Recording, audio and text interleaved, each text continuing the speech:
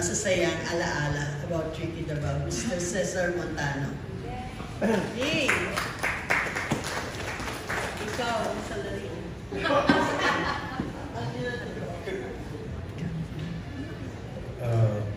My condolences and prayer and love to the family of Ricardo Dabao, Ricky Dabao. Una ko po nakilala si Ricky sa CCP. Tanghalang Gantimpala. Unang workshop po doon.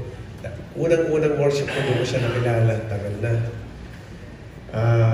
Folk singer pa po ako doon. Nakita ko siya doon. Kaya po ako sumama doon dahil I was a big fan. Dahil marami daw artista kasama. Sama pa nga si Bebet Ortesa, Janet Delgado, Maurice Guillen. Kasali na may Ricky Dabao pa. So, doon ko siya nauna nakilala. Nung magkaibigan po kami. Dami namin pinagsamahan po. Isa na po yung kwento ni Kuya Res. And dami kong kalokohang ginawa. Kasama siya. Pero binata pa naman siya. Tama naman binata pa. Okay. Binata. Kasi pag yung mga basketball na yan, totoo yun eh. Kasi kasama sa basketball namin yung package na yun. Oo. May bukod sa TF. Kasama sa TF yun, may mga gano'n-gano'n eh. Palaro, wala ba si Kuya Epe? Palaro si Kuya Epe. Dapat may regalo siya. Nahuli ako ng kuha. Inaiwan sa akin, parang tira-tira na lang. Binata pa kami nito. Nakuha ni Ricky, po ganito. Sino po? Hinihila ko nga, ayaw na ibigay eh. Ayaw na. Isa yun sa mga kalokohan namin ng binata pa. Pero itong lately na yun, sinasabi niya na si Ate Lynn eh, kasama yan eh. Nasa ano kami, Milan, nasa Italy. Sabi niya, Sir, kung mga picture dito sa Leon. Picture sa Leon. Binigay niya yung camera. Binigay. Kasi dati wala pang cellphone. Ano pala, talagang Kodak. Binili niya yung camera, no? Binili niya. Sabi niya sa akin, baka naman anuhin mo pa to. Eto, Italy na to. Yung sa mga probinsya, kasi palagi siya kinukuha, hindi kasama yung mukha niya. Palagi, katawan na, kapirasong gano'n. Sabi niya, eto, Italy na to, Sara. Serious na to, Okay, sige. Forma siya. Okay, tapos na. Siyempre, papadevelop niya. Pag-develop niya, tumawag agad, sira ulo ka talaga. Sabi niya gano'n. Italy na yun eh. Sabi niya. Talaga gano'n, hindi kita maano. Ibang klase pinagsamahan namin na din. Puro kaloko. Yung kinukwento niya, yung tungkol naman doon sa pagsusuot ko ng mga gamit. Ito po yun, sa Italy kami. Kasi tuwing magbe-breakfast po kami, ang dami namin magugulo, Pilipino. Tinitignan kami ng mga Italiano. Parang sa akin, yung dating sa akin, yung tingin ng mga Pilipino, parang mababa masyado. Kasi kami naka-shorts, kung ano-ano lang mga suot, di ba? Sila, ang Italiano po, pag nagbe-breakfast siya, nakasuot yan pala. Mas maayos sila. Tapos tinitingin sa akin, sa amin na gano'n. Sabi ko, isang araw, magbibihis ako kay papakita ko sa iyo. Eh di sila Soren, namili niya, si Ricky, namili, si Chuck Perez, namili ng suit. Si Ricky, ang binili niya, YSL na necktie. Si Soren, sapatos, ganda sapatos, pero kama yata. Ay, magkapaa kami ni Chuck Perez. Tulog pa sila lahat ang mga alito magising. Alam mo, nakakapasok sa kwarto lang. Tulog, ganun kalalim ang tulog nila. Pero ko, si Ricky, kalalim din ang tulog. Kinuha ko yung necktie. Pagpaba ko, doon na sila yung gabi. Wow! Sabi ni Ricky, ayos nakabihis ka. Di pa ganun niya. Necktie ko yan Sabi niya, hubarin mo na. Eh syempre, binuhol ka. Nalukot na yan Hubarin mo. Sandali na. Pinapakita ko kayo maganda example natin. Mapakainin ba at patapusin niyo muna ako. Sabi ko, hinuhubaran ako doon sa may breakfast ng lahat. Pinubad sa akin sa patos. Tapos, yung Armani ni Chuck Perez, kinuhubad niya na. Hinuhubaran ako doon. Ganun na nangyari sa amin. Hanggang ngayon po, hindi ako makapaniwala na wala na yung kaibigan ko na ito. Kasi, alam niyo yung kwento ko na to? Kwento niya Sa lahat. Ate Lina, si Ricky ba nagpakain ko rin ng dog food? Parang napakain ko. Kasi yun yung ano namin eh. Meron kasi isang basketball na pagkatapos mag-basketball po, ako po yung mahilig talaga mag-prank eh.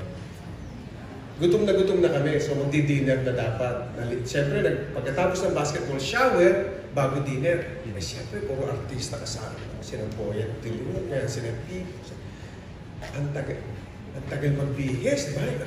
Siyempre, gutom ka na. Hindi na lahat ay ready na, umalis na yun ba? Kalahin mo, tumigil pa sa convenience store. Ano ba bibili? Magdi-dinner na tayo. Malamig pa, sa babarin ako, punta ako sa convenience store.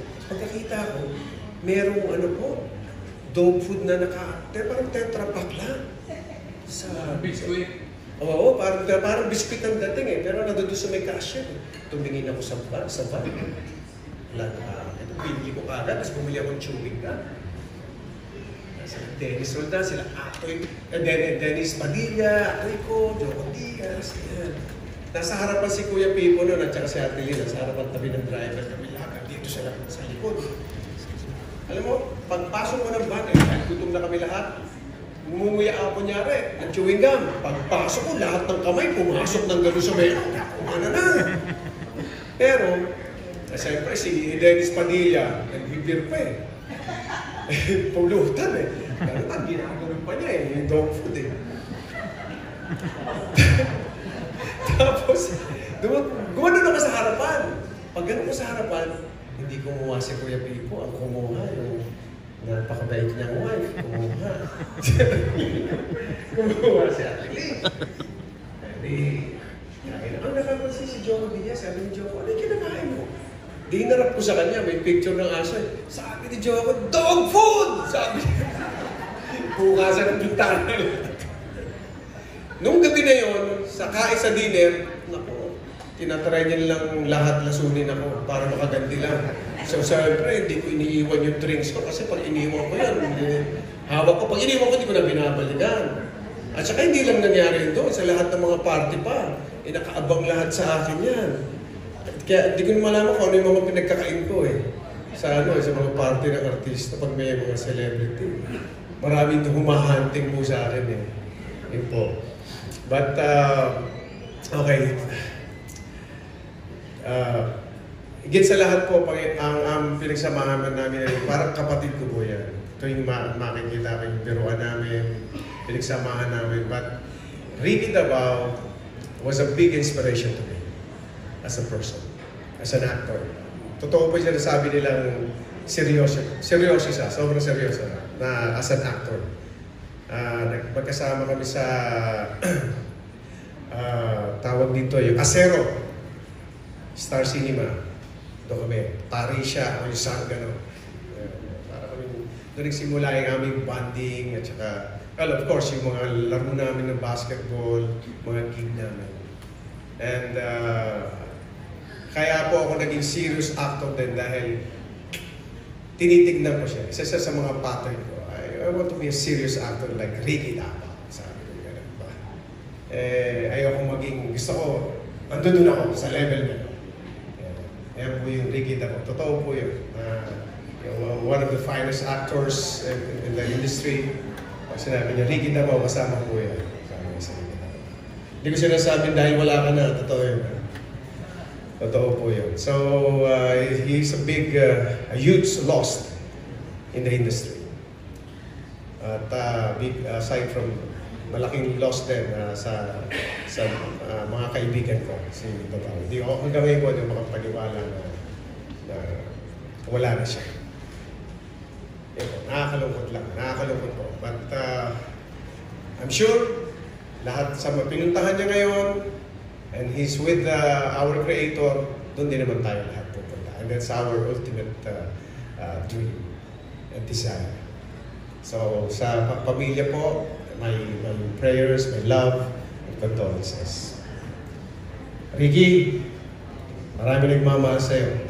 Isa na si Buboy doon sa Sapuntana.